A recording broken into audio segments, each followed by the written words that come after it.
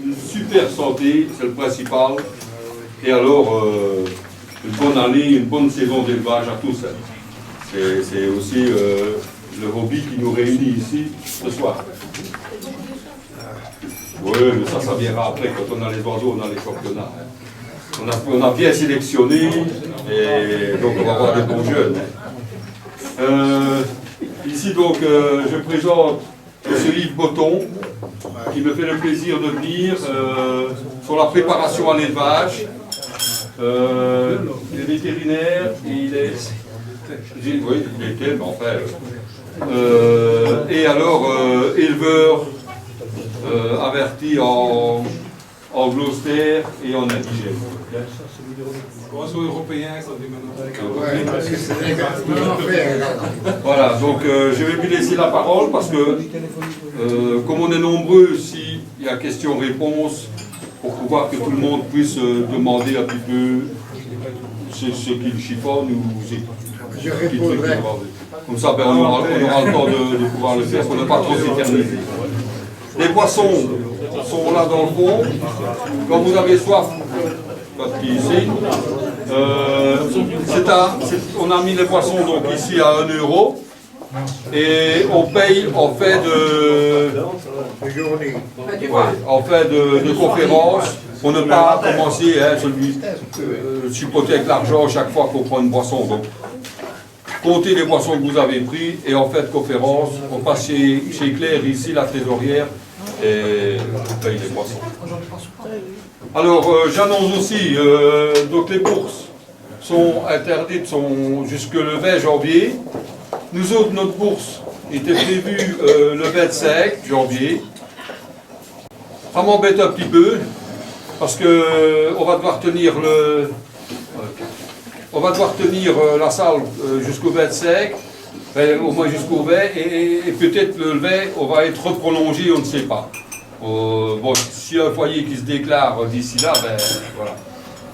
Maintenant, donc le 25, c'est à Amoir. Nous autres, nous avons repris les bourses du club d'Amoir. Il y a des gens d'Amoir ici, et je les remercie d'être venus. On a repris les bourses d'Amoir.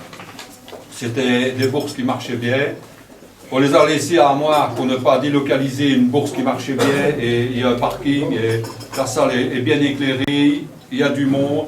Chaque fois qu'on y allait, les oiseaux se vendaient bien, il y avait beaucoup de mouvement dans cette salle-là. Donc on a voulu conserver la même salle. Et donc le 25, théoriquement, ce sera le Canari chiléen qui organisera la bourse à Amoir. J'espère vous voir aussi nombreux et qu'on puisse la faire. Voilà. Donc, maintenant, je laisse la parole à M. Botton et je le remercie encore d'avoir accepté mon invitation. Merci, bonsoir tout le monde. Comme dit Serge, j'ai été vétérinaire, je ne travaille plus pour le moment depuis quelques années. C'est pour ça que je continue à élever des oiseaux. Donc il m'a demandé de parler de la préparation à l'élevage. C'est un grand sujet qui ne veut rien dire, dans le fond. Et en fait, moi ici, je vais, les recettes, je ne vous en donnerai pas. Il y en a tant que vous voulez, des schémas qui sont pour moi plus pour occuper les gens que travailler sur les oiseaux. Tel jour c'est ceci, tel jour c'est cela. Ça occupe l'éleveur, quoi. Hein, mais je ne sais pas si c'est si efficace que ça à ce niveau-là. Au niveau de cette préparation à l'élevage, je vais utiliser mon grand tableau, généreusement fourni. On peut essayer de le mettre plus haut, si tu as plus facile. Mais je ne sais pas s'il va se casser la gueule, si je me suis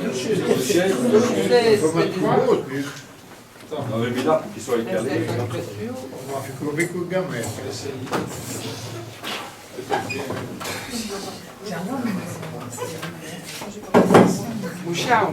Donc préparation à l'élevage, c'est bien, mais les oiseaux, c'est toute l'année en fait qu'on doit les préparer.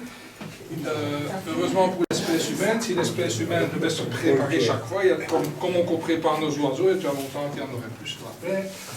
Si on prend, je vais dessiner un canari, je vais plutôt dessiner un poussin qu'un canari. Voilà. Donc si cet oiseau-là qu'on prépare pour l'élevage, il y a 36 composantes. Il y a tout d'abord, quand on va préparer pour l'élevage, il y a tout ce qui est génétique.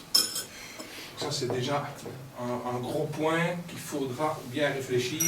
Au stade où on en est, pour la saison qui vient, on a quand même déjà nos idées qui sont bien en tête. Il y a tout ce qui est conditions d'élevage, l'environnement, ce qui est lumière, température, humidité, en disant bien que les oiseaux s'adaptent quand même à beaucoup de choses. Il y a la conduite de l'élevage. Je dis conduite de l'élevage, ça on va peut-être passer tant là-dessus parce que chacun a ses idées. Est-ce qu'il faut mettre les jeunes, les mâles avant les femelles? Est-ce qu'il faut aussi, est-ce qu'il faut là? Mais des trucs tout cons, un jeune mâle qu'on dit stérile, si la moindre des choses, c'est quand même, s'il ne féconde pas, c'est au moins de toiletter la femelle avant de déclarer que le mâle est stérile. Surtout si c'est des oiseaux avec des grandes plumes. Commençons quand même par toiletter la femelle. On verra bien après s'il est encore stérile. Préparation à l'élevage, il y aura tout ce qui est alimentation. Alimentation de base, plus ce qui est au niveau vitamines, minéraux et autres. Et aussi tout ce qui est santé de l'oiseau. Un oiseau qui n'est pas en état, il ne se reproduira pas. On nous a toujours appris que la fonction de reproduction était une fonction de luxe et qu'en cas de disette, c'était la première des choses qui était supprimée en cas de luxe. Donc un oiseau qui n'est pas en santé ne va pas se reproduire. Tout comme un canari ou un oiseau qu'on a su sauver, un oiseau qui a été malade, c'est pas à vous que je dois apprendre que souvent il ferait beaucoup mieux de crever que de survivre à nos essais de traitement, parce que généralement on n'en fait quand même plus rien après. Et ici on aura entre les deux, c'est entre les deux, c'est tout ce qui est, mais ça ne va pas, on ne s'étendra pas là-dessus, mais je donnerai quelques pistes, comme ça vous allez dire, tiens, c'est vrai, ça peut marcher chez moi ou pas. Tout ce qui est prébiotique et probiotique. Parce que, en gros, qu'est-ce qu'on doit faire? On doit aider l'oiseau. Il ne faut pas être prétentieux et croire que c'est nous qui sommes efficaces. On doit aider l'oiseau à se préparer. C'est un peu la fierté mal placée de dire moi je fais ça et c'est l'oiseau qui fait ça. Je traite la maladie et la maladie c'est moi avec mes médicaments qui fait en sorte que non. On a donné les médicaments et on a aidé l'oiseau à lutter lui-même. Si on arrive à ne plus avoir d'oiseaux qui savent lutter eux-mêmes, qu'on le laisse là, il vaut encore mieux qu'ils crèvent. Au niveau génétique, deux, trois choses. Une chose qu'on rencontre fréquemment, deux champions, c'est pas à certains d'entre vous que je dois le dire, deux champions font rarement un champion. Ce qu'il faut d'abord, c'est de trouver toute une complémentarité dans les oiseaux. Et c'est d'ailleurs un des problèmes quand quelqu'un vient chercher des oiseaux chez vous. Si vous demande de choisir, c'est le pire des cadeaux qu'on peut vous faire, c'est de dire choisis pour moi. Ouf. On ne sait pas. Hein? Sauf s'il dit, tiens, moi j'aimerais bien une souche qui pond peut-être un peu plus ou qui soigne très bien, mais autrement, c'est un cadeau qu'on ne sait pas faire. Hein? Ça, choisir pour quelqu'un, il faut vraiment que ce soit complémentaire. Au niveau génétique, il y a tout suivi. Il y a régulièrement des gens qui commencent avec des bonnes souches et après 3 ans, il n'y a plus rien. Et là, moi je suis quand même un adepte et c'est quand même fort important d'avoir ce suivi au niveau génétique pour gérer la consanguinité, c'est-à-dire l'exclure totalement ou jouer en partie sur la consanguinité, mais en sachant bien ce qu'on cherche. Pour ça, il y a 36 programmes, mais je trouve qu'en Excel, par exemple, il y a moyen de faire des choses merveilleuses et très faciles avec un tableur Excel. Si certains d'entre vous sont intéressés, moi j'en ai à la maison, je peux le transmettre à Serge à l'occasion. Moi je remonte jusqu'aux arrière-grands-parents, mais en encodant qu'une fois l'oiseau, ça ne sert à rien.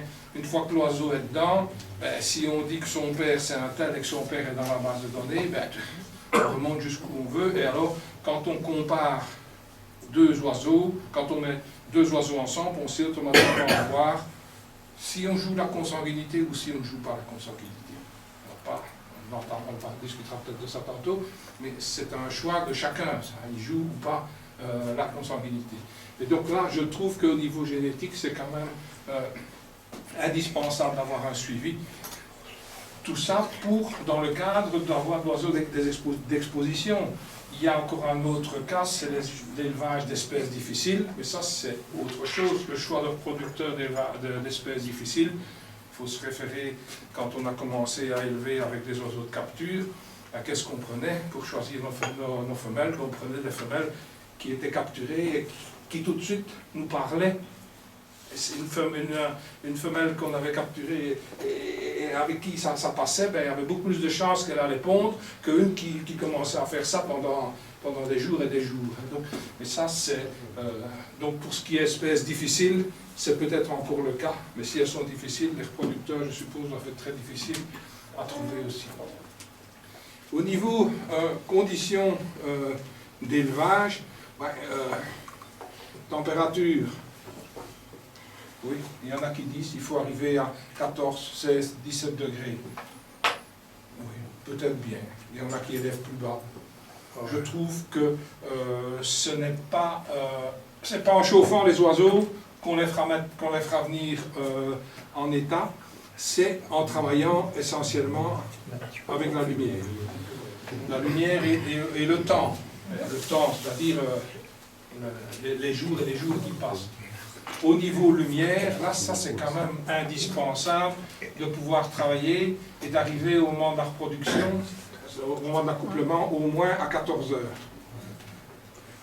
Mais toutes les lumières ne se valent pas. La lumière, en fait, elle a deux effets. La lumière a un effet pour stimuler l'oiseau pour qu'il vienne en feu, qui s'excite. Et alors, la lumière naturelle, elle a également un effet au niveau vitamine. Le spectre solaire fait en sorte que si l'oiseau est exposé au soleil, il va développer, il va synthétiser la vitamine D essentiellement. Donc là, on se retrouve devant différentes installations et personnellement, en se basant en grande partie sur ce que le Dr Coutet dit, l'idéal, quand on travaille par exemple avec des néons, c'est de prendre des ballasts électroniques. Ces ballasts-ci, je pense que c'est encore des anciens, ils sont à 50 ou 100 Hz et les oiseaux, ils perçoivent et ils sont à la discothèque. Tandis qu'avec les ballasts électroniques qui sont à 1000 ou plus Hz, l'oiseau voit que n'a plus ce flash. Parce que je crois que si on nous mettait dans une discothèque perpétuelle, on ne serait pas toujours très très vaillant non plus. Et maintenant, allez, il y en a, je ne crois même pas qu'on en vend encore des pareils pour 10 € maintenant, des éclairages au niveau ballast électronique. Et alors il y a, si on veut disons, avoir l'effet de la lumière du soleil, on peut travailler aussi avec des vitamines. Mais à ce moment-là, il faut travailler sur les spectres des néons. Et je ne sais pas si vous avez déjà regardé un petit peu tous les néons. Tous ces néons, ils sont caractérisés par généralement, c'est 3 chiffres. C'est un chiffre, par exemple, 8 ou 9, généralement, et 60 ou 70.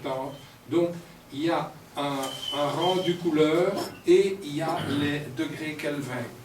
Si vous avez dû changer des ampoules, des belles ampoules chez vous pour le moment, et que vous allez dans un GB, vous pouvez vous arracher les cheveux avec les LED et les palettes, et les 2400 Kelvin, les 4000 Kelvin, etc. Ben, nos oiseaux, c'est un petit peu la même chose. Le spectre de la lumière solaire, il est plus du côté des 6000 ou 7000 Kelvin. On retrouve ces Kelvin-là, ce type-là, avec tout ce qui est néon Biolux. Et il y a également les tubes de chez les Grolux aussi. Mais les Biolux sont quand même moins chers que les Grolux. Il y en a qui achètent aussi des tubes d'aquarium.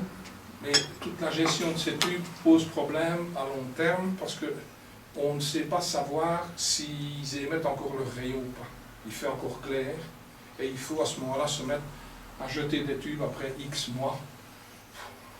Un tube il est clair, des tubes de 20 €, je ne sais pas, on va les garder alors qu'en fait il n'éclaire plus. Donc ça c'est la problématique des gens qui ont des oiseaux qui sont éclairés en permanence par un éclairage artificiel sans lumière. Si vous avez des mâles qui ne viennent pas en forme, donc essentiellement, ce sera essentiellement des mâles qui ne féconderont pas, pensez quand même à faire une fois le point sur votre éclairage. Je ne dis pas que si vous éclairez avec des néons normaux, vous aurez une catastrophe, mais si vous avez un problème, pensez, je vais quand même rechecker une fois mon éclairage pour voir où j'en suis au niveau spectre. Lumière, l'humidité, ce n'est pas pour une préparation à l'élevage, on se retrouvera plus au niveau éclosion, donc là il n'y a pas de problème à ce niveau-là, mais ces trois conditions, c'est quand même la base de tout, avec évidemment, je n'en ai pas parlé tantôt, mais la lumière 14 heures sur X semaines. Le temps est aussi efficace que l'augmentation de lumière. Nos dimères, je crois qu'ils sont à 3 minutes. Oui. Je peux me permettre de prendre la parole? Oui, Je allez-y. ne vous empêche pas.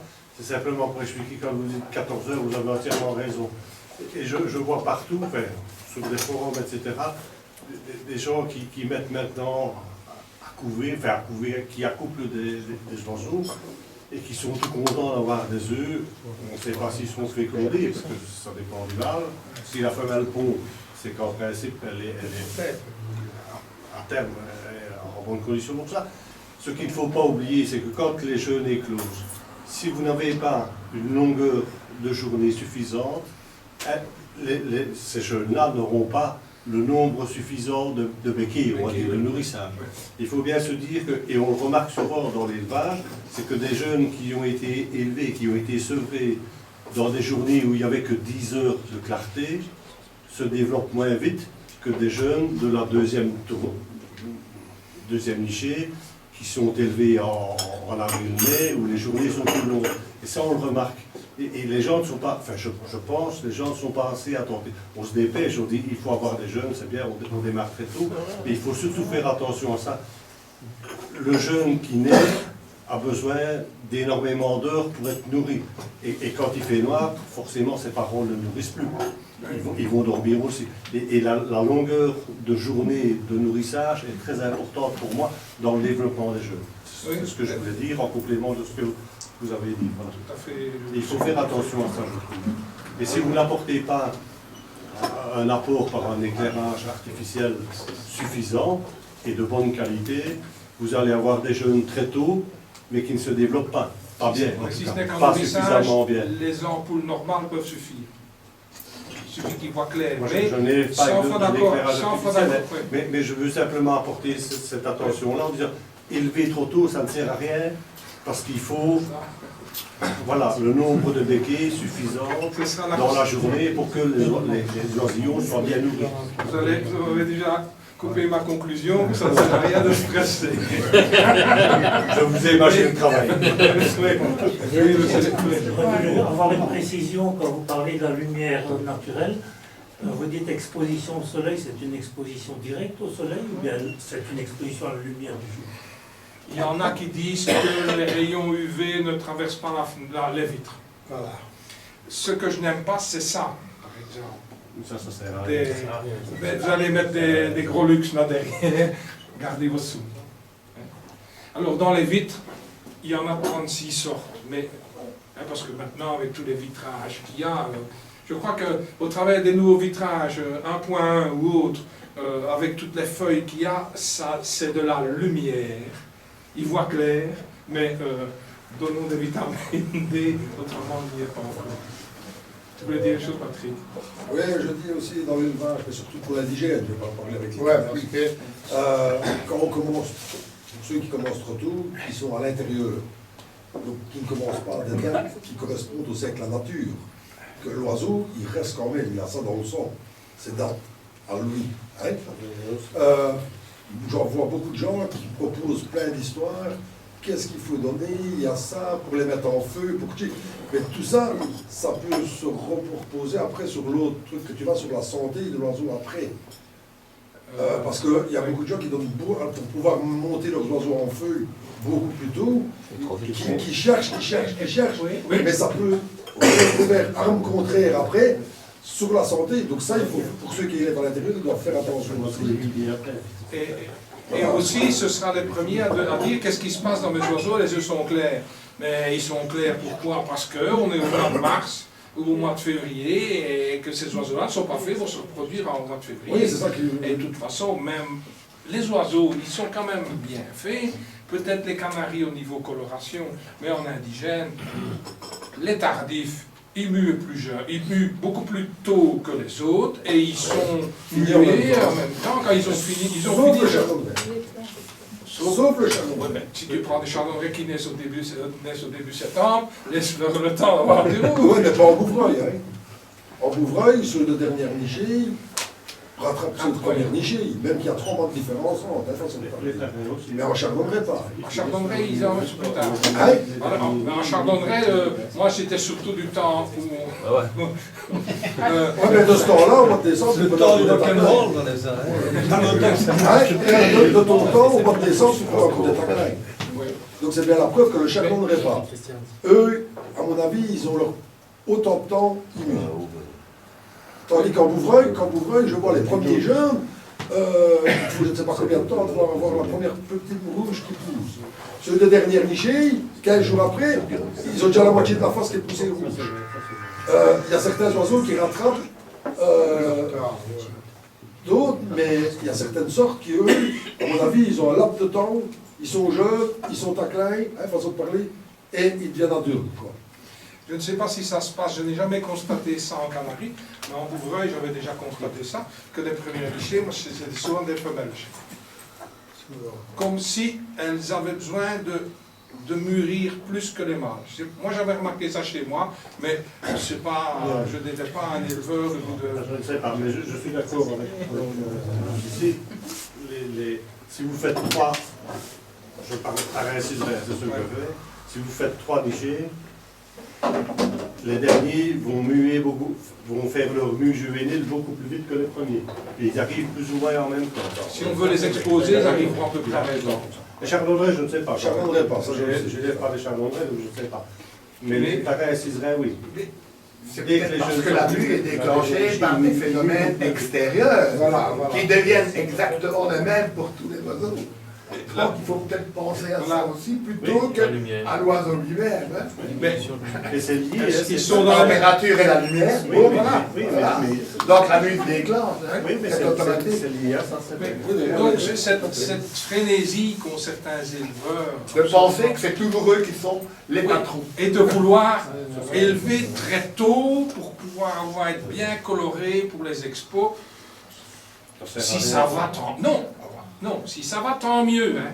Mais il faut d'abord, avant d'accuser les oiseaux, si on a des œufs clairs, qu'on fasse un petit peu son acte de contrition, c'est tout. C'est à l'éleveur à dire j'ai peut-être fait une erreur. Au lieu de mettre des pilotes. De toute façon, même si tu as des œufs clairs, une année, c'est pas pour ça que le mâle ne vaut rien. Tout simplement, il ne se fait pas accoupler, qui n'aime pas cette femelle-là, que la femelle ne l'accepte pas du tout. L'année après, tu prends le mâle, c'est le meilleur mâle que tu as, et c'est la meilleure femelle que tu auras. Mais ce couple-là, il n'a jamais voulu se mettre ensemble. On a tous eu des ratés dans notre vie.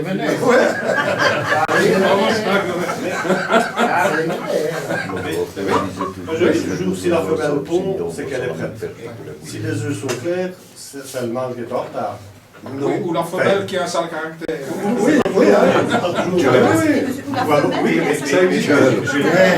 moi, je pense que c'est la femelle mais elle n'a pas de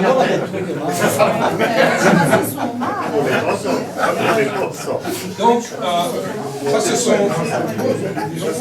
ce sont tous des éléments que vous devez tenir dans votre tête pour quand vous avez des problèmes, vous dire, tiens, oui, ce serait peut-être par là ou par là, avant de vouloir dire, je vais doubler la dose de vitamines, je vais mettre encore ça en plus, et comme dit Patrick, on le retrouvera. Oula, ça, il n'y a rien à faire. Au niveau conduite de l'élevage, là, chacun a ses techniques. je reviens simplement sur ces 2-3 détails-là. En indigène, on n'a pas le problème, mais en canarie et en posture encore plus, problème de toilettage des femelles. C'est quand même plus intéressant de faire le toilettage des femelles, même des mâles, à condition de faire ça quand même avec des bonnes lunettes et sans tout couper à ras. Il faut se mettre à la place de ceux-là. Au niveau de conduite d'élevage, là aussi 36 écoles, mâles ou femelles en premier dans les cages. Ça, chacun a... Moi personnellement, je les mets ensemble. Je les mets tous les deux ensemble. Et j'applique une technique, mais qui ne marche pas, je vous le dis tout de suite. Alors, ils sont en éleveuse. Après, quand les jeunes sont sortis du nid et qui mangent presque tout seuls, je retire la femelle et je la mets en box avec les jeunes. Donc j'ai 6, 7, 8 femelles avec tous les jeunes. Les mâles sont en face. Donc, ils devraient être excités. Parfois, les femelles répondent dans les bacs, mais ça ne sert à rien de les faire répondre trop vite, mais il y en a qui... Quand je les remets avec les mâles, ils devraient être fous, et bien j'attrape des œufs clairs. Au deuxième tour. Pourquoi tu ne fais pas le contraire? Mettre les mâles avec les jeunes. Il y en a qui le font. Oui. Ouais. Moi, j'ai un principe. Souvent, Bien sûr, excuse-moi. attends, Vas-y. souvent, un bon couple, c'est le mâle qui finit tes jeunes. Tous les bons couples d'oiseaux, Ouais. c'est le mâle qui finit les jeunes. Les bons. Chacun sa méthode. Moi j'ai un principe, c'est de ne jamais changer la femelle de cage. Et c'est, si c'est possible, de la laisser dans le même milieu dans lequel elle est née. Je m'explique. Quand je veux changer de sang, dans les jeunes que j'ai, je garde toujours les femelles. Si je dois changer de sang, j'achète des mâles. Je garde les femelles et je les fais produire dans le, pas dans la cage, mais dans le même style de cage dans lequel elles sont nées. Et je ne les change jamais tout au long de l'année de reproduction. Elles restent dans leur cage, je ne les change jamais de place. Si je dois enlever les jeunes, je mets, comme dit Patrick, je les mets avec le mâle, parce que bien souvent le mâle continue à les élever. Pas tous, mais ça arrive. Il y a des mâles qui ne le font pas, il faut laisser avec la femelle. Il y a des femelles qui assument ça très bien, mais chacun sa méthode, hein, bien sûr. Hein. Bon, je ne vais pas dire ici que j'ai la science absolue, mais Ok, là. moi j'ai pour principe, je trouve, mais qu'on me corrige si je me trompe, bien sûr, ou si j'ai tort, de toujours laisser toute la saison de reproduction la femelle dans la même cage, dans le même milieu dans lequel elle est née. C'est ma façon de procéder. En indigène. Oui. En indigène, je ne sais pas, rien non plus parce que c'est Si tout vous le temps- parlez de moi d'arrêt, je peux la cacher dans mon bureau, elle arrivera à pondre. Hein. Oh, je paye pour voir. Ce que tu dis, c'est pas vrai.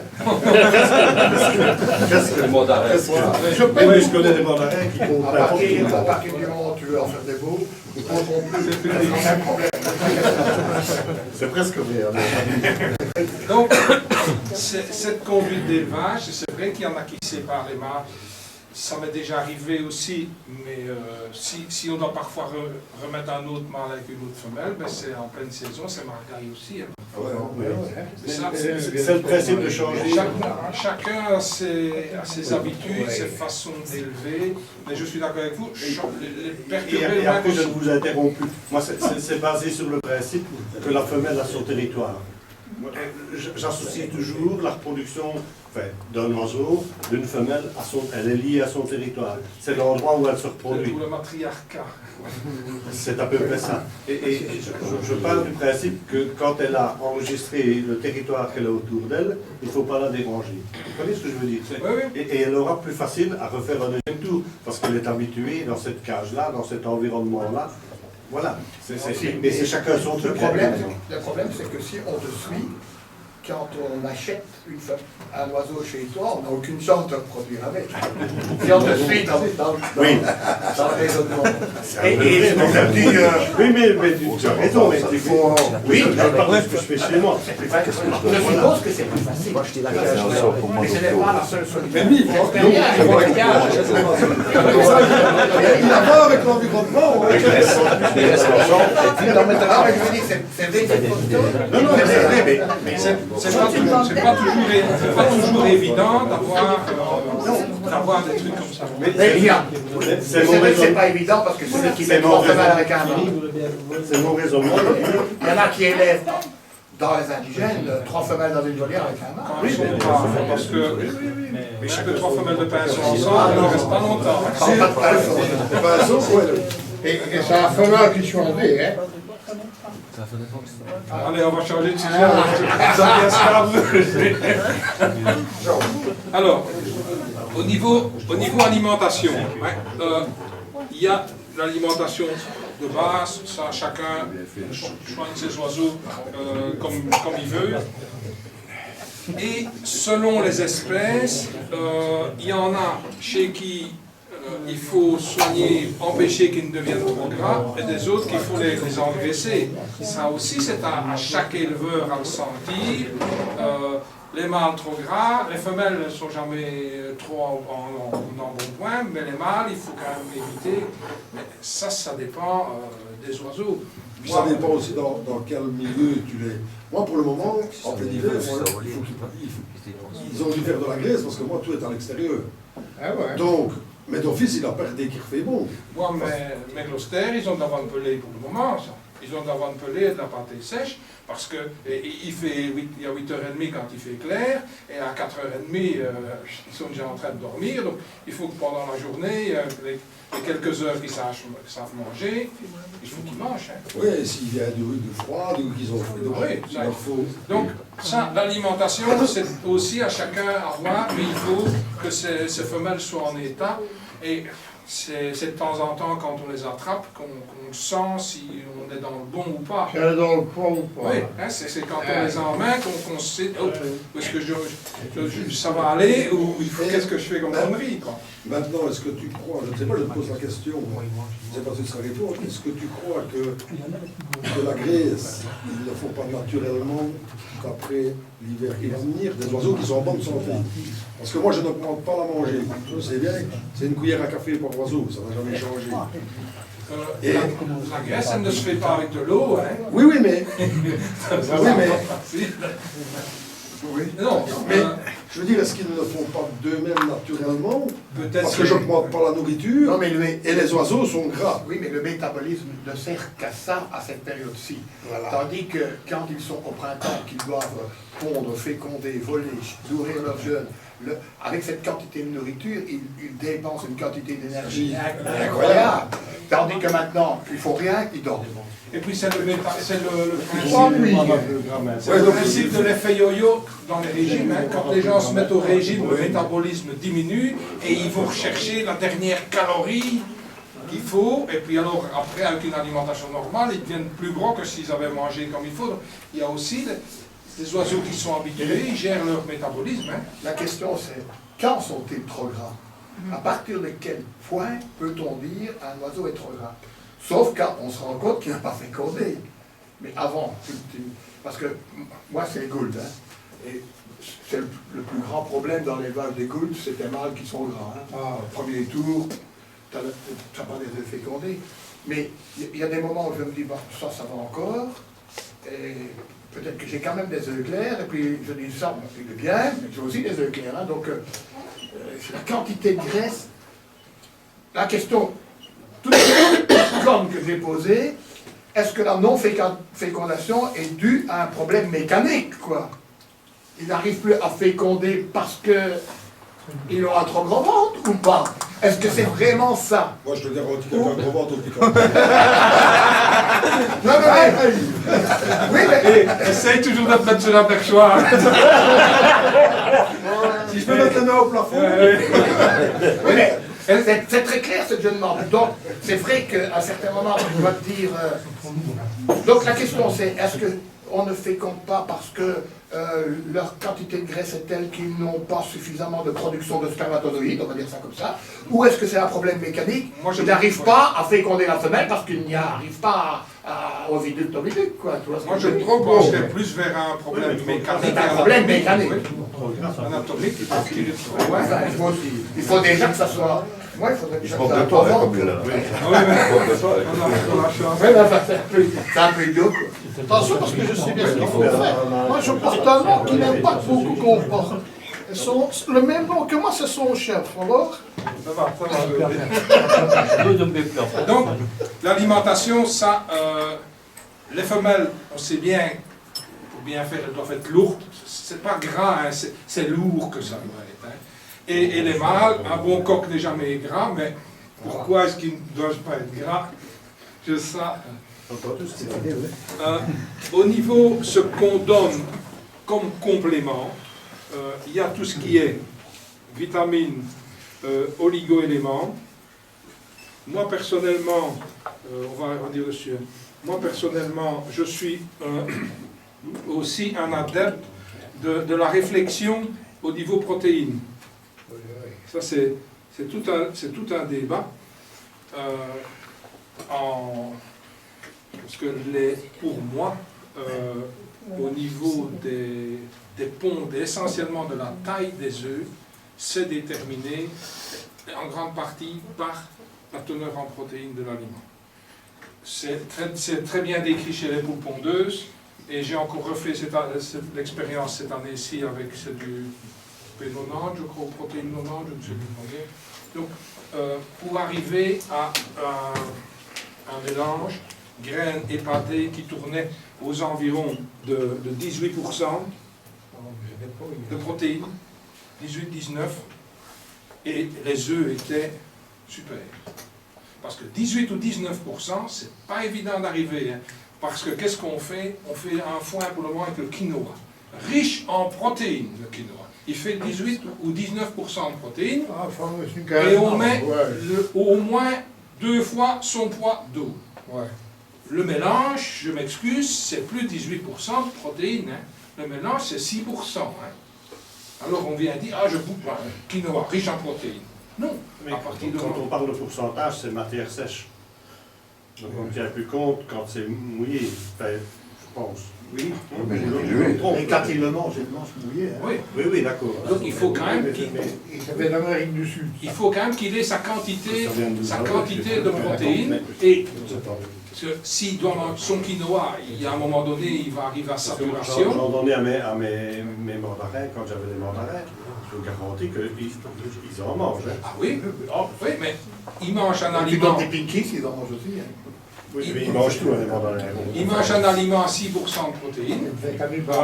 Ils seront remplis avant d'avoir leurs protéines aussi. Hein. Donc tout le débat des protéines n'est pas toujours, tiens, on va donner un aliment sec. Moi je dis toujours, attention, cet aliment sec, il faut voir comment il est distribué aussi. Tant qu'on parle de pourcentage, quel est le risque si on dépasse 18? Le problème de néphrite. Et qu'est-ce qu'on risque? Il suffit simplement de regarder les fientes. Si elles blanchissent, c'est à ça qu'on voit si l'oiseau a trop de protéines, les fientes qui blanchissent. Et moi, en dessous, dans mes volières, que ce soit indigène ou canarie, en dessous de la perche où il y a l'abreuvoir, j'ai soit une plaque comme ça ou une plus grande. Et c'est là que je contrôle. Quand on met à boire, c'est à ce moment-là qu'on sait voir, ou s'il fait un peu plus mou. Mais c'est là que quand ça va tout seul, il ne faut pas commencer à regarder tout le monde, à se dire qu'est-ce qui se passe. C'est en dessous des abreuvoirs qu'on voit ces oiseaux. C'est dans l'endroit où ils dorment le soir. C'est pas difficile. C'est là que ça se trouve. Et... Oui, mais parfois quand c'est des box, ils ne sont pas envolés. C'est à l'autre coup. Mais je pose la question, est-ce que c'est valable pour les canaris ou est-ce que c'est valable pour tous les oiseaux? Je prends un exemple tout bête. Je suis sûr que les maisons charbonnières qui nichent dans ma boîte aux lettres, à la limite, ben, elles sont à 75% de protéines pendant leur élevage.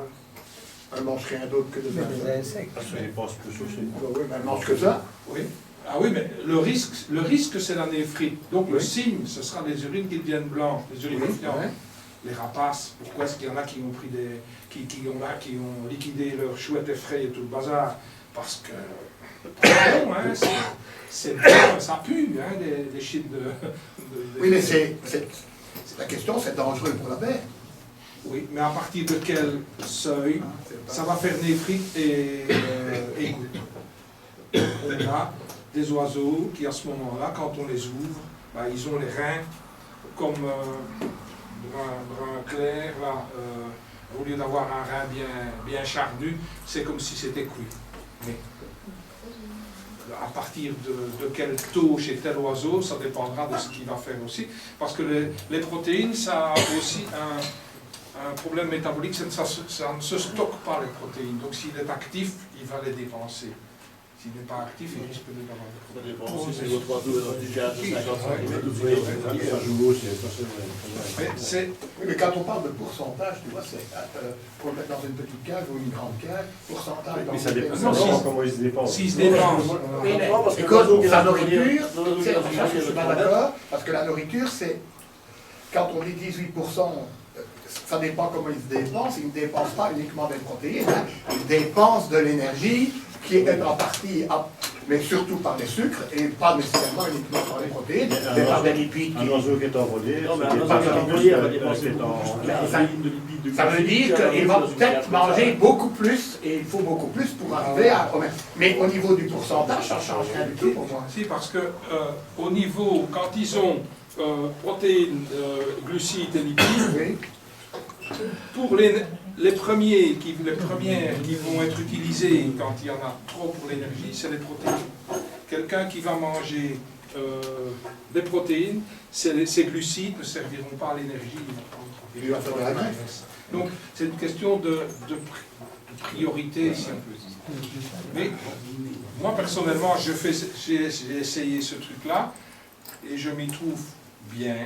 Il y a juste que la question, quand les indigènes, si on leur donne des protéines dans l'aliment, ils ne soignent pas. Si on leur donne des pinkies, ils soignent.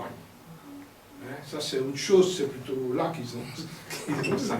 C'est pas la question de quantité, mais c'est plus au moment de la ponte. Je parlerai plutôt au niveau de la ponte plutôt qu'au niveau de la préparation.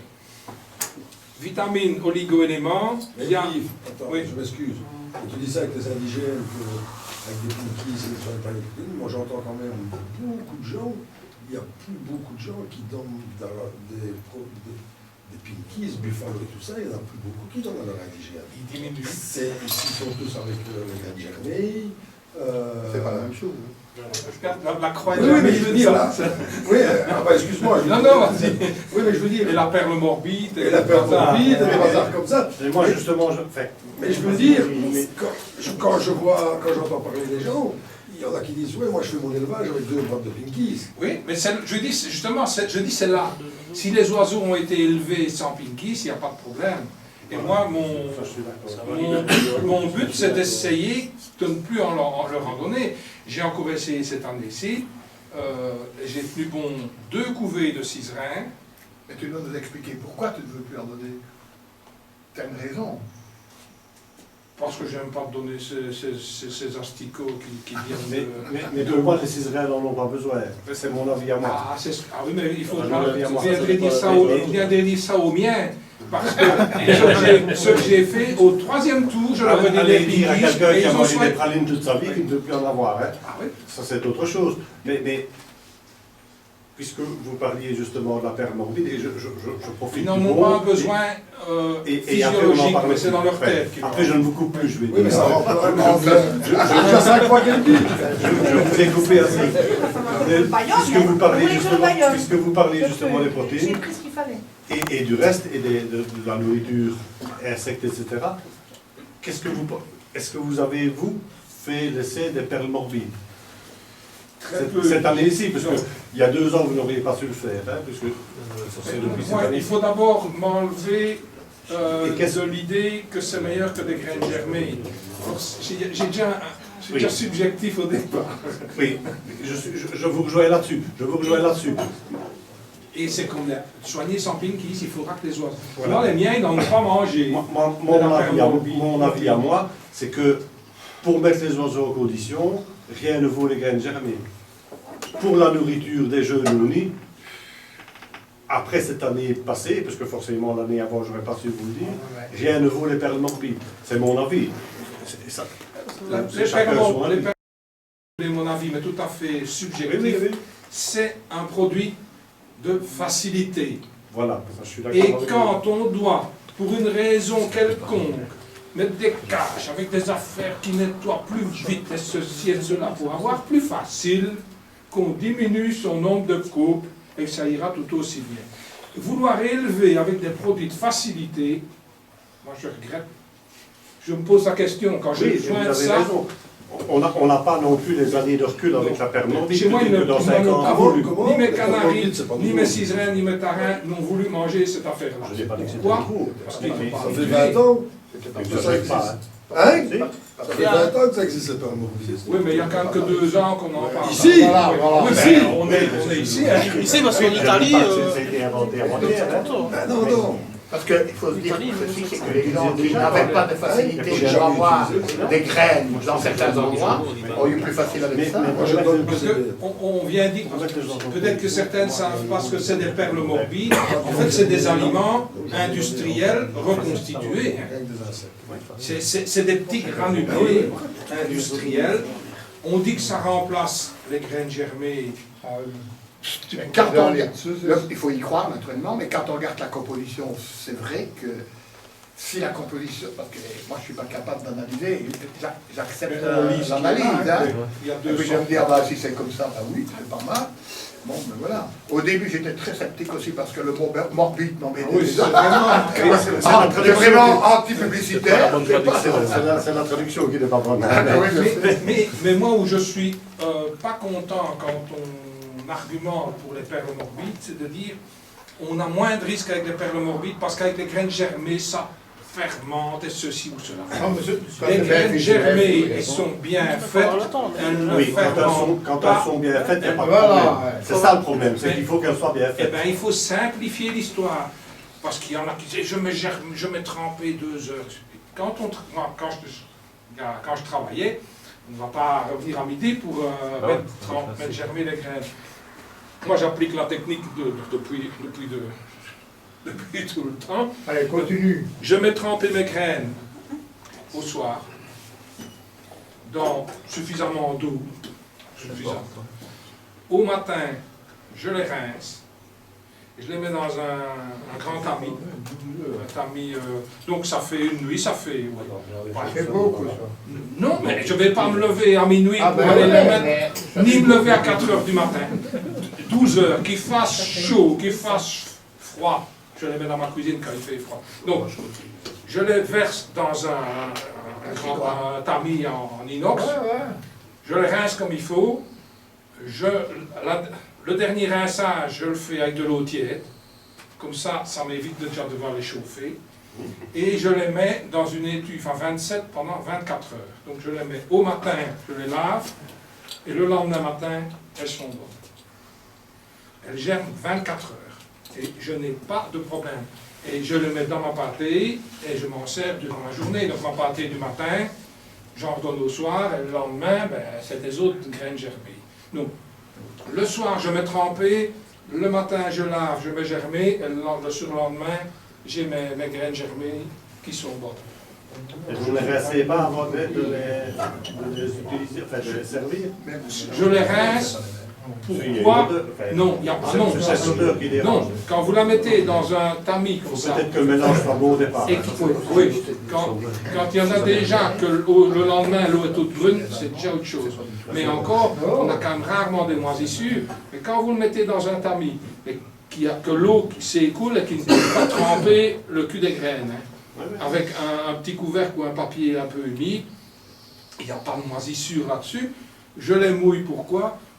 Parce que j'ai plus facile de mélanger des graines germées humides avec ma pâtée que de mélanger des graines comme ça avec la pâtée et à mettre de l'eau. C'est plus facile parce que quand on remet un peu d'eau dans la pâtée, il faut encore tout retourner. Mais je les remouille pour humidifier ma pâtée. Parce que ça sert à quoi les graines germées? En fait, pendant la germination, il se passe exactement la même chose que ce qui pourrait se passer pendant la digestion. La digestion, c'est quoi? Ben, la digestion, si on prend un aliment, par exemple, qui est composé, voilà, un aliment complexe, que ce soit de l'amidon ou des protéines, ben, qu'est-ce que la digestion va faire? Elle va en faire des plus petits morceaux, pour finir en avoir des morceaux comme ça qui seront utilisables par l'organisme. Donc, au niveau de l'amidon, ça va devenir des sucres, du glucose et autres. Au niveau des protéines, ça va devenir des acides aminés que le corps pourra assimiler. Ça, c'est une première chose des graines germées, donc elles sont déjà beaucoup plus assimilables. C'est pour ça que certains, au lieu de faire des graines germées, font parfois des graines cuites. La cuisson aussi dénature, non, divise ces particules beaucoup plus difficiles.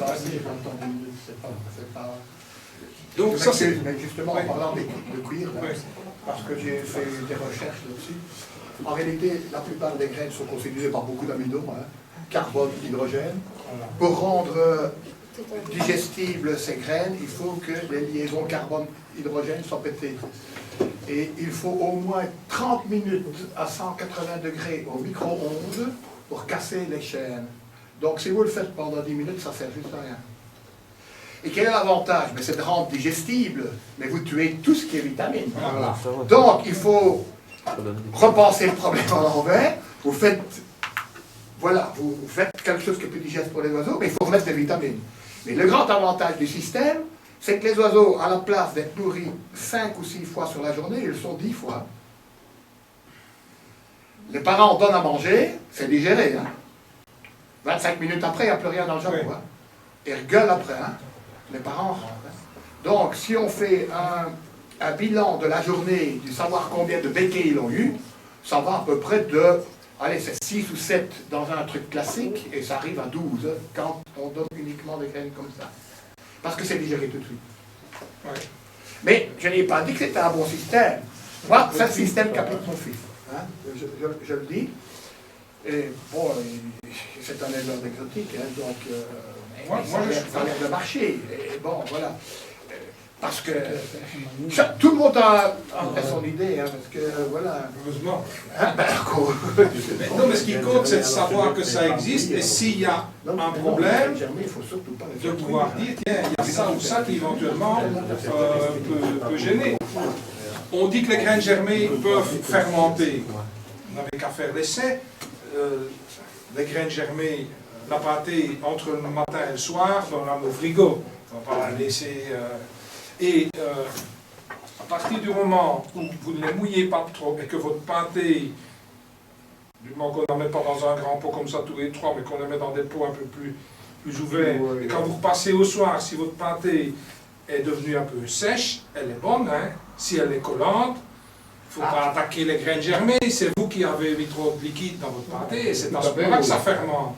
Donc, si on met des graines germées et qu'on n'attend pas qu'elles s'y égouttent, on va attraper un bazar collant, et puis alors on va dire, ah oui, mais mes oiseaux, ils sont malades parce que j'ai donné des graines germées. Non. Mais ce qu'on incrimine parfois aussi aux graines germées, c'est aussi une mauvaise attitude de notre part. On laisse parfois des graines germées avec des germes beaucoup trop longs. Et parce que, alors forcément, vous donnez 98% d'eau, le gésier est rempli, magnifiquement rempli, mais le mouchon n'a rien à manier.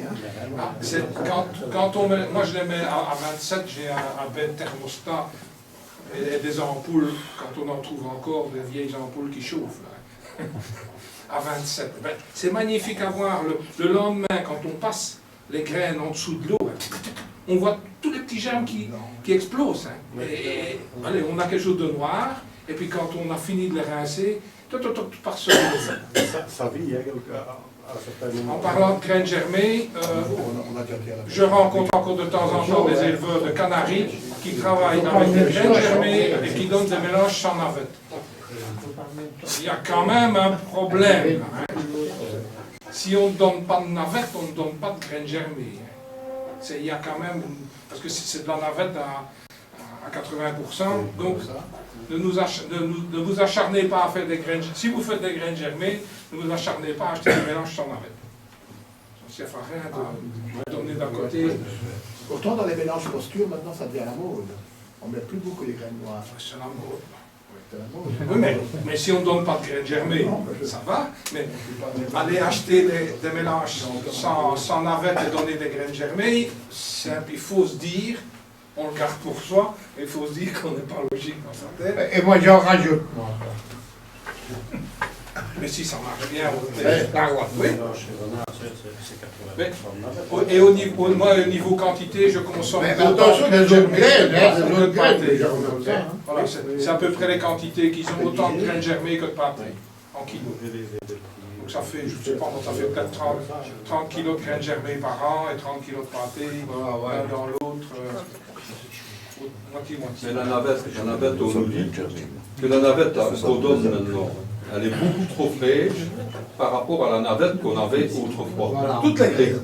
Oui, toutes les graines, mais en particulier la navette. Et c'est ça que maintenant la navette est moins digérée et moins bonne.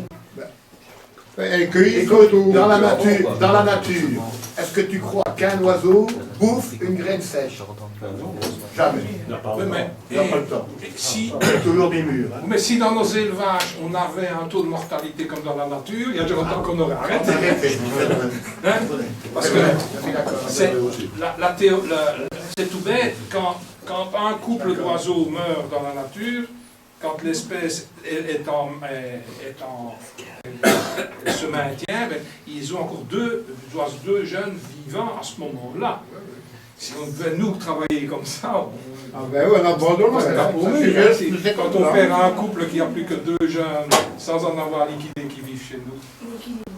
Donc, ces graines germées, premièrement, vont amener des éléments plus facilement assimilables et des vitamines. Essentiellement au niveau vitamine A, pas de vitamine D. Vitamine E, il y en a aussi, mais c'est jamais beaucoup étudié au niveau, ça doit arriver au niveau des graines germées aussi. Vitamine E, ce serait plutôt les fait de l'huile de germe de blé. Oui, ce serait plus au niveau céréales. Moi, quand c'est la saison, ben, dans mon mélange, je tape du froment roux. On trouve encore du froment roux dans certains magasins. Et je tape du froment avec mon mélange de graines germées. Du fromage, je l'oublie, hein. Oui. C'était chaud, voilà. Le blé, c'est un terme Ben générique. oui. Donc, ça c'est un apport de vitamines. Le problème qui nous reste, c'est le problème de la vitamine D. Et là, il n'y a rien à faire. Il faut quand même faire un apport de vitamine D à nos oiseaux. Il n'y a rien à faire. Et cette vitamine D, en fait, c'est bien d'apporter, mais il faut que ce à quoi elle va servir soit présent aussi, c'est-à-dire qu'il faut que les oiseaux aient du calcium. Donc, on fait un apport en vitamine D. Là, il y a 36 écoles qu'il faut mélanger, qu'il faut donner de la pure. Si vous en avez que ça marche, tant mieux, ne changez pas. Mais n'oubliez pas quand même d'apporter du calcium, parce que les graines ne sont quand même pas très très riches en calcium, le soja un peu plus. Donc, soit avec des eaux sèches, soit avec du calcium en liquide. Oui, c'est beau. Moi, je gratte des eaux sèches dans mon pâté. Ouais. Tu viens de parler du soja là. Oui. Et tu parlais tantôt des protéines. Oui. Mais j'ai oublié de poser la question, mais maintenant ça me revient. Ce sont des protéines végétales ou des protéines animales? Question importante. Quand tu dis je joue avec des protéines, végétales, animales. Dans son temps, j'aurais su te répondre au niveau de la lysine et tout ça, mais maintenant, c'est... Les protéines animales, c'est quoi les protéines animales végétales? C'est parce que c'est pas les mêmes acides aminés de dégradation. Et je crois que les végétales donnent de la lysine, il me semble. Les animaux Parce que donnent de la tu dis lysine. toi, tu donnes des protéines, mais tu donnes quoi? Moi, je donne une protéine 90, c'est une protéine... Oui, donc, c'est chez Mama, du lait, ça. Hein. C'est chez Mama que tu donnes ça? C'est un produit de chez Mama? Chez Margoiseau, là, ça non? Non, ça, j'achète ça chez Nico, moi, c'est des pots. Ouais. Il y en a chez Animaliste aussi. Il y a un chez Animal Oui, mais aussi. c'est pas- Blanc avec oui. un petit dessert. Ouais. C'est pas un produit dommage. Moi, je ne saurais pas te le dire. Mais il faut faire attention hein, parce que c'est 90% de protéines et ça, c'est du produit sec. Hein. Donc, il faut quand même faire gaffe à quand on vide. Et maintenant, tu parlais de coordonnées dans le Pinky. Par exemple, moi, je me donne que... Non, j'essaye. Non. Oui, c'est ça. Moi, je ne donne pas tout ça, mais rien qu'avec les Pinkies, Buffalo et tout ça, c'est la même chose que ce que tu donnes en protéines. Ça, t'as des protéines animales. Oui, mais tu ne saurais pas. Avec certains velours, tu ne saurais pas. Non, mais il faut tenir Non, c'est une question que je te pose. Moi, il faut tenir compte de ce que l'oiseau mange dans la nature. Ouais. Allez, je pense en majorité ici des éleveurs d'indigènes, enfin d'Européens, on va dire comme ça. Essayer de faire manger des insectes à une îlotte, elle ne le fera pas. tous les indigènes mangent des insectes dans la nature. Pendant qu'ils ont des jeunes. Oui. Tous insectivores. Non, Non. Tu peux regarder les oiseaux sur les orties, ils vont manger les pucerons, ils vont... Mais Ici, j'en parle avant qu'ils pondent au niveau taille des œufs. je ne dis pas qu'ils ne vont pas chercher un plus pour l'autre, mais c'est T'as jamais vu des indigènes qui Par ont la principe, après un je ne suis insecte? pas un adepte de ça. Attends, par box, c'est dans des box. T'as des mouchettes noires qui partent, tu vas voir. Je n'ai pas Pinky, c'est génétique. Moi, je suis à peu près sûr que je n'arriverai pas à élever un seul Africain sans mes Pinky. Oui, mais je crois que c'est plus au niveau comportemental qu'au niveau alimentaire. Ils s'en foutent de ça. Mais au niveau... Traverser les volières pour aller à Je dis, j'ai encore voulu faire de mon liste en ici et Mais là, je suis une drosophile dans la volière.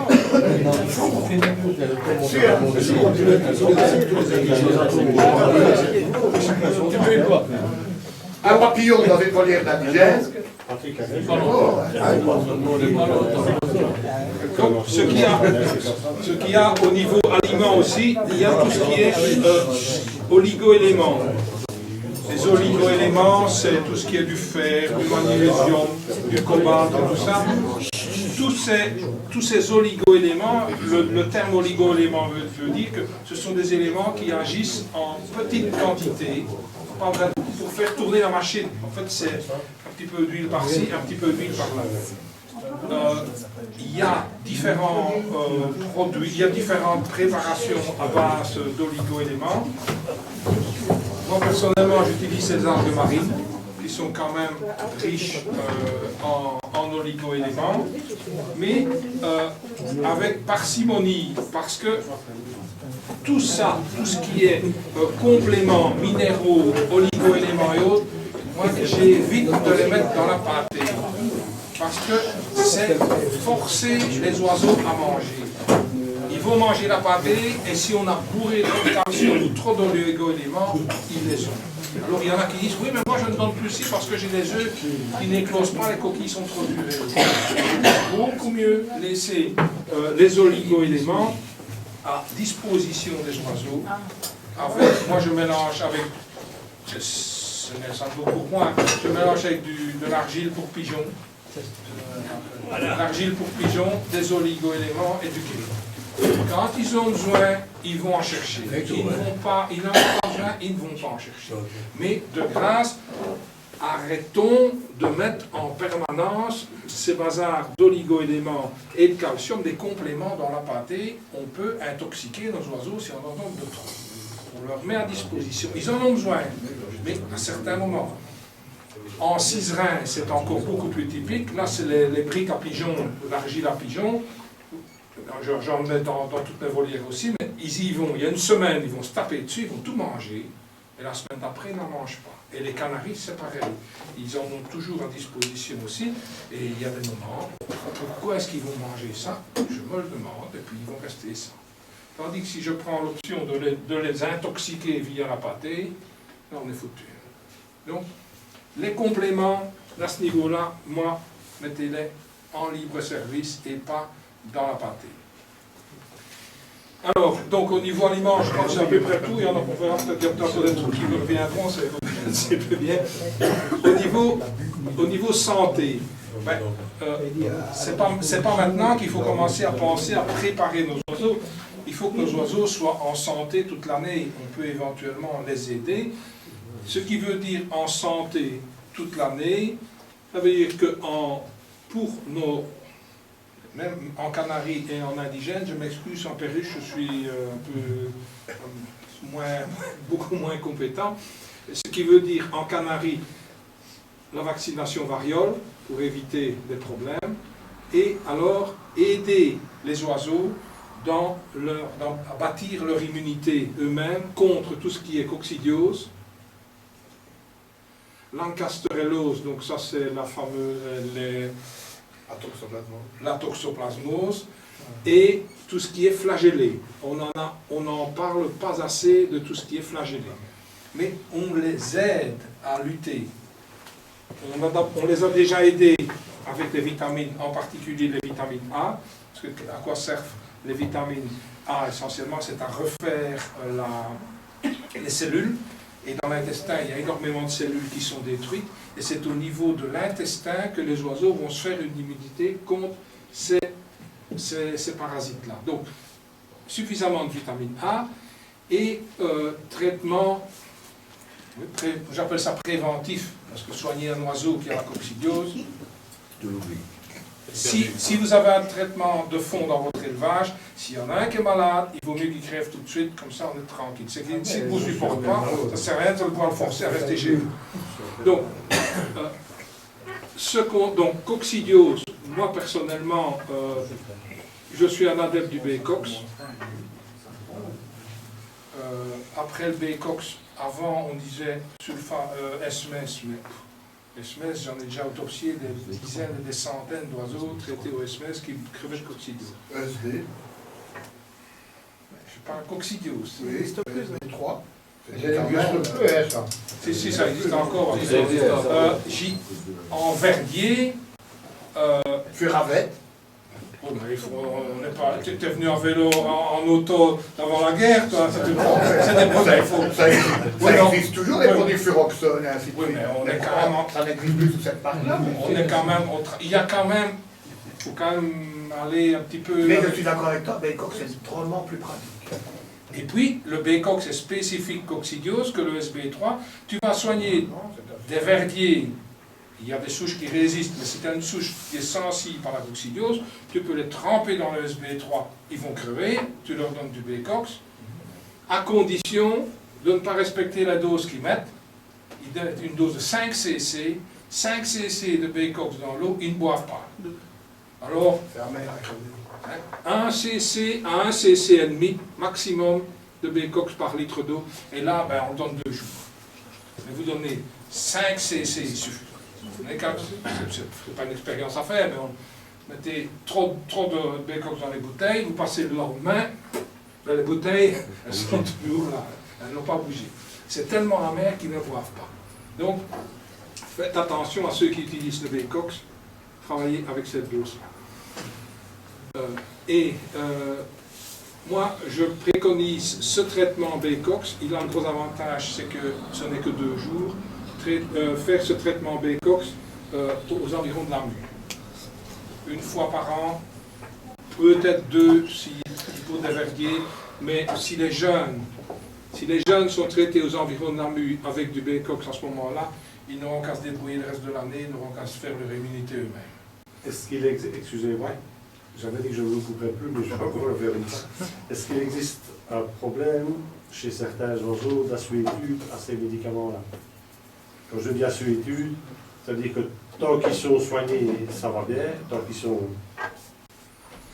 soumis, donc ça va bien. Je ne parle pas pour moi. C'est ce qu'on dit, des je crois oiseaux. qu'il y a beaucoup de personnes ici qui vont comprendre de quoi je parle. Tant qu'ils sont soignés, ça va bien, et puis quand les oiseaux partent d'autre part, boum, il se passe un problème. Oui, ça c'est ce que c'est avec les flamands. Est-ce possible que ça vienne de ça? Pas du Baycox. Si ce n'est pas celui-là, d'un autre. Vous ne tiendrez pas un oiseau en vie. Le débat, oui, je ne parle même pas des antibiotiques. Le débat viendrait peut-être un petit peu de l'ESB3. L'ESB3, il est plus spécifique au niveau Lancasterellose, donc la toxoplasmose, que la coccidiose. C'est des cousins, Mais les atoxoplasmes ont la particularité, eux, de se mettre dans les globules blancs. Et les jeunes sont infestés par leurs parents pratiquement au premier nourrissage.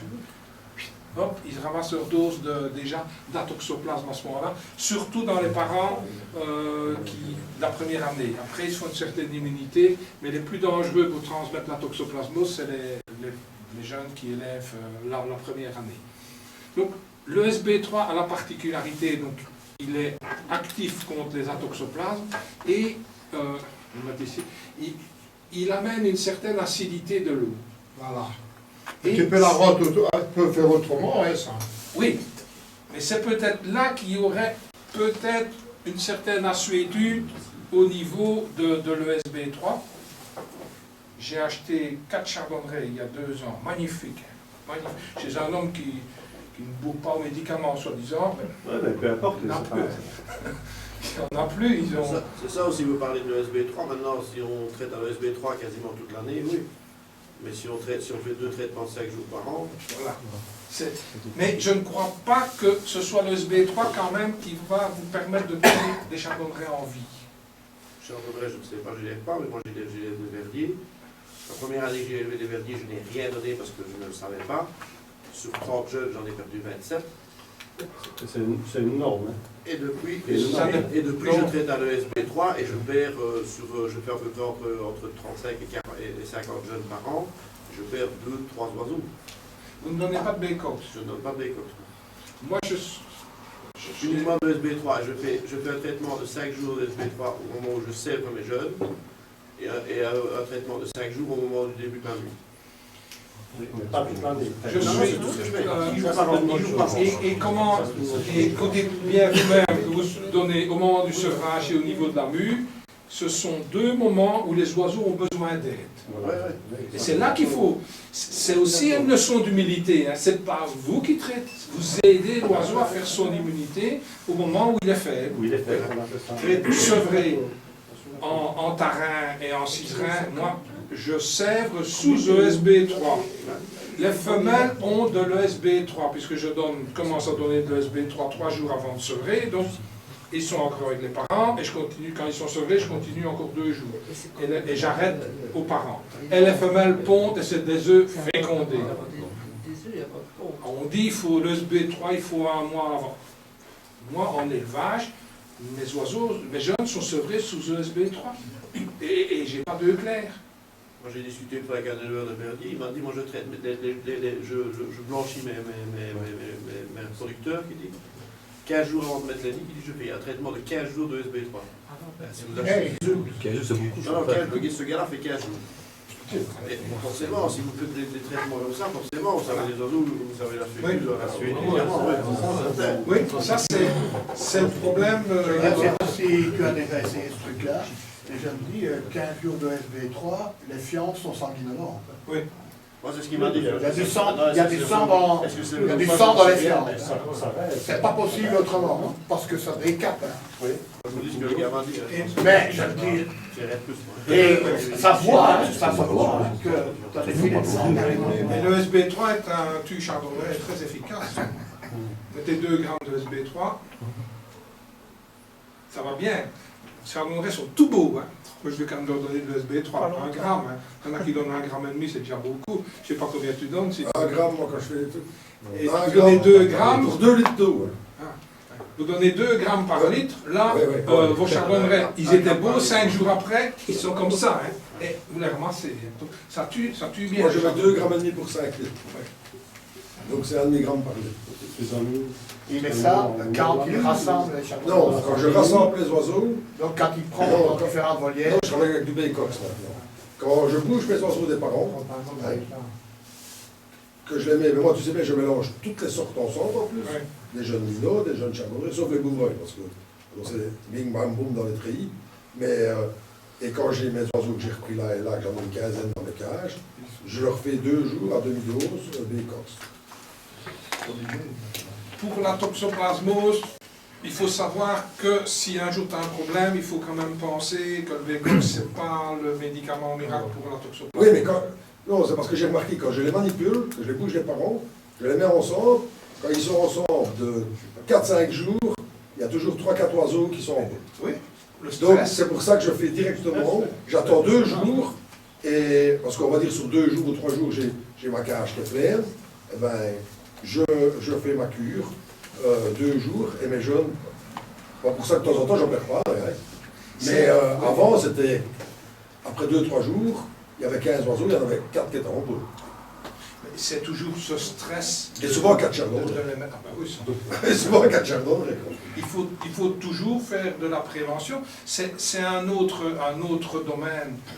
Mais en exposition, c'est pas un secret, il y en a qui utilisent des calmants. Hein? Moi, j'en utilise pour certains oiseaux, mais quand je les sors du box, avant de les sortir, ils sont en box, je leur donne du calmant pendant 4-5 jours. Donc ils sont peut-être au mois d'octobre. Et quand je les mets dans leur cage, ils sont heureux. Eh bien, ils restent heureux sans plus jamais donner de calmant. Ils sont arrivés dans une cage heureux. Ils sont arrivés calmes dans la cage. Donc c'est là. Oui, quand vous avez un lino, oui, quand vous avez un lino, verdi agate, c'est déjà limite. Pour qu'il reste sur la perche quand il faut. Moi, j'aime pas les oiseaux sauvages, mais si vous travaillez de cette façon-là, quand l'oiseau arrive, je veux dire, c'est toujours dans le cadre du stress. Il faut l'aider à ce moment-là. S'il est aidé à ce moment-là, il est heureux et il reste tranquille. Ça, c'est.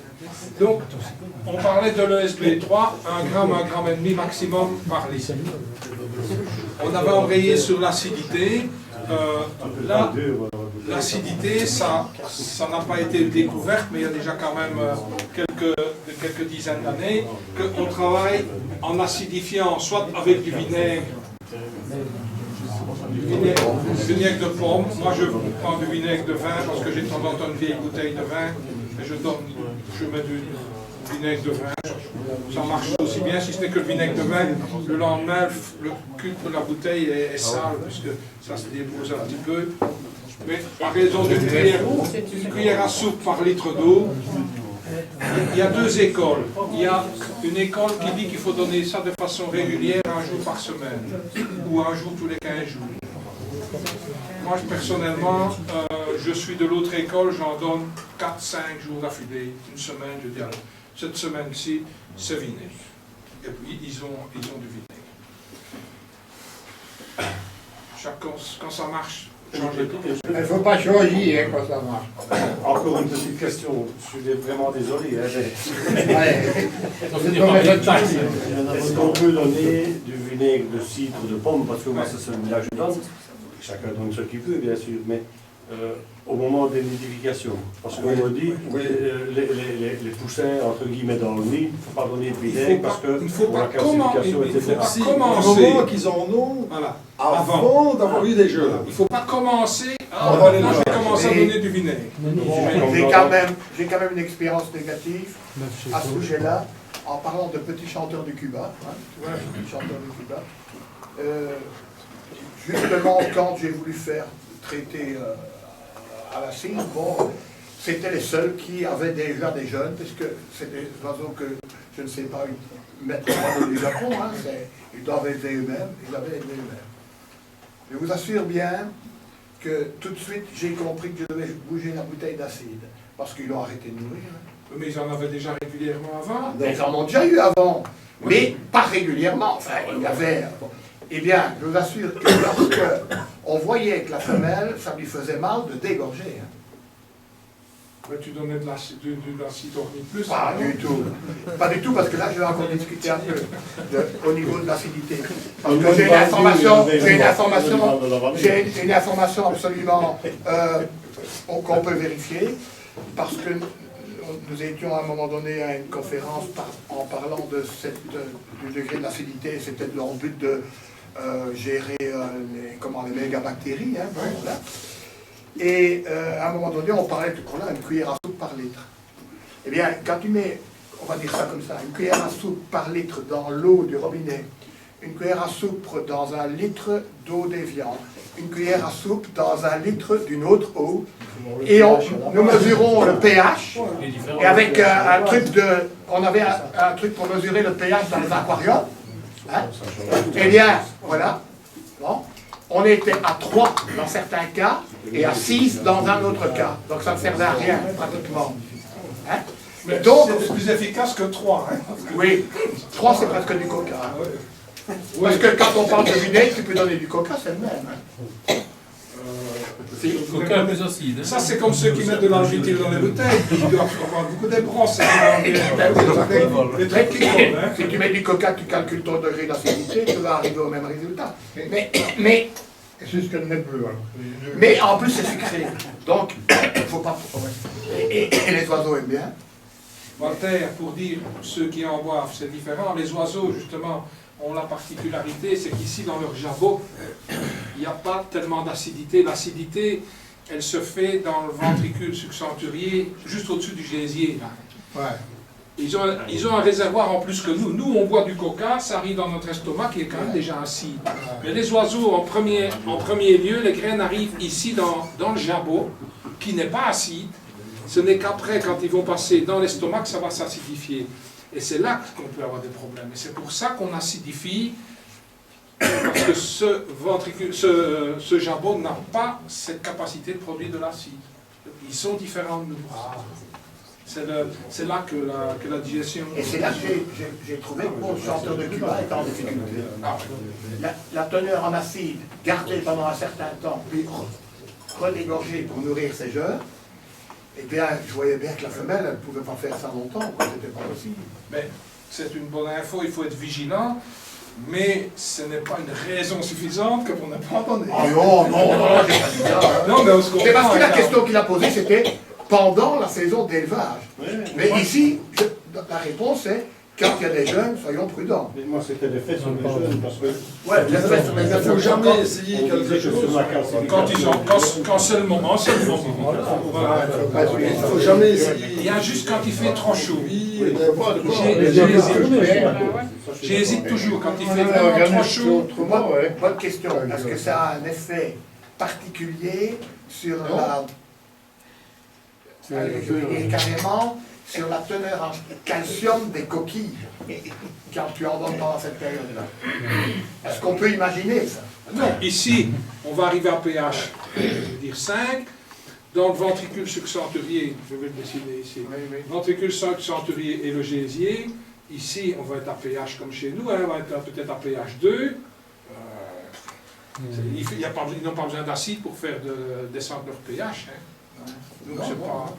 Moi, je croyais que l'acidité du vinaigre avait surtout un effet sur le système digestif, forcément, et au niveau des intestins, avec un effet bactéricide. C'est toujours vrai, ça? Non, on m'a menti. Non, c'est pas qu'on vous a menti. Ça, c'était, on en avait discuté la fois passée du système c'est une personne éminente venant de Marseille qui a fait des forums ici dans la région. Oui. Pourquoi Hormis ma chère, je sais plus son nom. Qui a dit que, je sais plus comment il s'appelle. Pourquoi est-ce qu'il y a de la fermentation dans l'intestin? Parce que les aliments arrivent pas suffisamment acides et pré-digérés. Qu'est-ce qui se passe chez les oiseaux? Quand un oiseau mange des graines, elles vont d'abord ici. Il y a même certaines écoles qui disent que ça voyage entre ici et le bec. Ça voyage.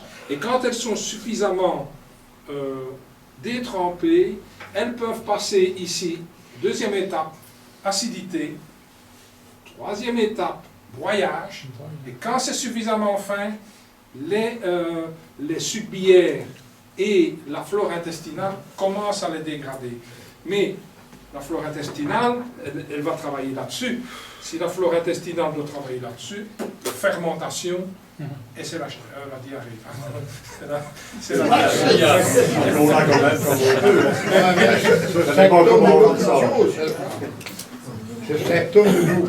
Et c'est ce qui fait qu'on avait, à l'époque de la capture des oiseaux, les oiseaux stressés, la première chose qu'ils vont faire, ils ne vont plus assurer ce mécanisme-là, et les aliments vont passer trop vite dans l'intestin et ils vont attraper la diabète.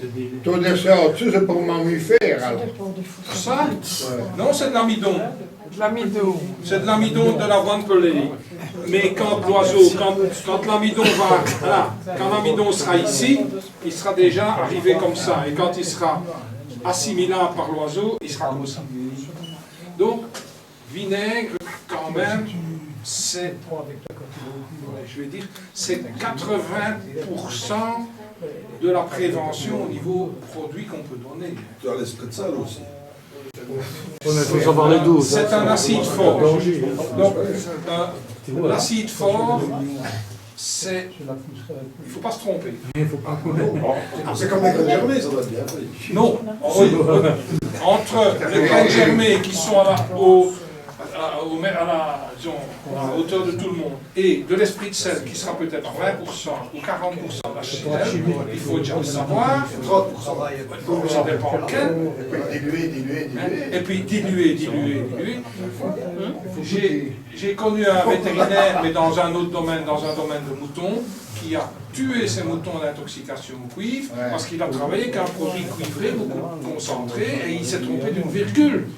Eh ben, alors, du vinaigre, ça va. Oui, il y en a qui disent l'esprit de sel. Moi, je peux raconter une petite anecdote. Quand tu ne te trompes pas. Anecdote qui m'a arrivé en parlant de dosage, c'est idiot, j'explique. Donc, je donne à mes oiseaux du Japon du randidazole, c'est-à-dire un produit contre les flagelles. Tu vas en parler. Et à un moment donné, donc, je donne ce dosage dans un litre d'eau, c'est calculé, je donne à boire aux oiseaux. Et puis à un moment donné, tout compte fait, je me dis, mais je suis complètement idiot. Pourquoi tout compte fait, est-ce que je ne humidifie pas ma pâtée avec ce produit? Et comme ça, je ne devrais pas en mettre dans le même abreuvoir, c'est plus malin, non? Oui, après, tu l'as forcé un petit premier jour que je fais ça, oh là là, 10 coupes de moi au Japon, boum, qui tournait. Eh bien, par rapport à la quantité d'eau qu'il buvait, ou à la quantité de pâté qu'il ingurgitait, j'ai calculé, j'ai multiplié la dose par 1000 ou par 10 000. Hein. Donc, il faut être extrêmement prudent sur les dosages. Et la manière dont on le donne. Et d'autant plus qu'on a des produits type ronidazole. Les produits médicamenteux, c'est souvent des produits dilués. Mais on trouve encore dans certains cas du ronidazole pur, alors que le rizole à l'époque c'était du 10%, et le tricoplus c'est du 5%. Vous voyez, mais si on dit, ben tiens, moi je donne du tricoplus, j'ai trouvé du ronidazole pas plus cher, je donne du ronidazole qui est concentré 20 fois plus. Donc, faisons attention quand même à ce truc-là. Et tu donnes combien d'esprit de sel? Parce que comme ça, les gens le sauront, si tu veux bien dire combien tu donnes. Je fais on va dire 333 centilitres d'esprit de sel pour 666 centilitres, donc pour faire un litre. C'est un tiers pour 2 tiers. Oui, mais alors tu redilues ça. Je fais ça dans une bouteille, je redilue, et puis je redonne 1 cc par litre d'eau de ce mélangeur. Ça pourrait en mettre cube. Ah ouais, je fais une bouteille, j'ai marqué. Le pourcentage de ça, c'est on prend 10% d'esprit de sel à 29%. Comme ça, j'ai 2 trucs Qu'on dilue dans 10 cc d'eau. Donc c'est 10 cc de sel. Dans 20 cc. Dans 20 cc d'eau, et on reprend 2 cc par deux bouteilles de l'eau, donc c'est 30 cc là, je reprends 2%, c'est Gabriel Delmotte, c'est la formule de Gabriel Delmotte. Patrick, il est le double, puisque une part pour deux, lui donne 1 cc, lui donne tout. Donc c'est une part d'HCl et deux Ouais, mais parts disons d'eau. que le pourcentage n'est plus passé là. Oui, c'est la même chose. Non, c'est la même chose. C'est une part. Oui, Mais un Dieu, un coup de Dieu. oui. Mais Et la chaîne qu'on trouve dans le commerce, c'est jamais du 100%. ah non, non. Heureusement. Acide chlorhydrique, je ne sais pas si certains ont déjà eu. C'est quand même très très dangereux en présence d'eau de javel. Hein. Faites attention quand vous travaillez de l'acide chlorhydrique avec de l'eau de javel. Hein. C'est pour crever. C'est pour crever. Hein, ça. Ouais, mais Et ne renversez pas sur les vitres de c'est dans l'inox. mon vinaigre, je peux continuer à travailler avec l'eau de javel. C'est quand même. Donc, on était au niveau acidité, ça se termine maintenant au niveau flagellé. On a trop tendance à oublier ces flagellés. C'est quand même des parasites qu'on ne trouve pas dans les labos. C'est pour ça que ça a foutu une misère, déjà au niveau intestinal. Et puis il y a une dizaine d'années, quand il y a eu des problèmes de sinusite, là, il a fallu des années, des mois pour qu'ils trouvent que c'était des flagellés. Donc on a trop tendance à oublier de soigner au niveau des flagellés. Et moi personnellement j'associe les deux, ESB3 et Trichoplus. Au niveau de mes traitements préventifs, je ne blanchis pas mes oiseaux, parce que ça, se blanchir ça ne veut rien dire, c'est comme si je prenais des médicaments maintenant pour ne pas être malade dans 2 mois. Je ne sais pas pourquoi je ne serai pas malade dans 2 mois, parce que j'en prends même. Mais ce sont des traitements que je n'ai pas encore commencé cet hiver, parce que moi j'accouple seulement au mois de... Ils sont dehors, donc ce sera au mois de mai que mes canaris vont être accouplés, avril-mai. Donc pour le moment, ils laissent tranquille. Mais j'associe ces deux-là. Les coqs, ils l'ont eu quand ils étaient jeunes, au moment de la mue. Ça, ils auront encore avant l'élevage. Alors pour aider et pour terminer, parce qu'on pourra encore discuter si on veut, il y a entre les deux, pour garder une bonne santé, il y a toute la problématique de ce qu'on appelle prébiotiques, probiotiques, etc. Il y a une grosse différence. Les probiotiques, en fait, ce sont des bactéries en elles-mêmes qui travaillent dans l'intestin. Et là, j'ai un petit peu de malaise vis-à-vis de ces probiotiques qu'on fait parfois passer valables pour aussi bien les oiseaux que pour les chiens et les chevaux. Alors que la digestion des chiens n'est pas du tout la même que la digestion des chevaux et encore moins que la digestion des oiseaux. Les oiseaux ont une flore essentiellement composée, on va pas entrer dans les détails, de grammes positifs, donc ce sont des, c'est pas des colibacilles, c'est plutôt du côté des streptocoques. Et moi je ne suis pas un adepte de l'utilisation des probiotiques, il y en a qui en donnent et si ça marche continuer. Je préfère plutôt travailler de façon prébiotique, je dis de façon prébiotique, parce que qu'est-ce que c'est les prébiotiques? Ce sont des aliments qui donnent à manger à la flore intestinale normale. C'est autant favoriser la flore intestinale normale. Et là, il y en a 2 grandes familles. Il y a tout ce qui est famille, il y en a peut-être qui vont tomber assis sur leur chaise, tout ce qui est la famille des chicorées et des chicons, c'est les meilleurs. C'est de l'inuline. Qu'est-ce qu'on dit quand on met... Allez, il y en a combien qui donnent des chicorées à leurs oiseaux et ça marche impeccable. 2 fois par semaine. Qu'est-ce que c'est des chicorées? C'est de l'inuline, c'est des prébiotiques qui alimentent la flore intestinale. On n'a pas besoin d'aller se compliquer la vie, mais avec ça, on va déjà loin. On a aidé, on a donné aux oiseaux ce qu'il fallait pour. Alors de l'autre côté, et là je n'ai pas d'explication, il y a une autre famille qui est plutôt du côté de l'ail. Pourtant on dit que l'ail c'est un vermifuge. Hein, il y en a qui disent que c'est un vermifuge. C'est comme ça.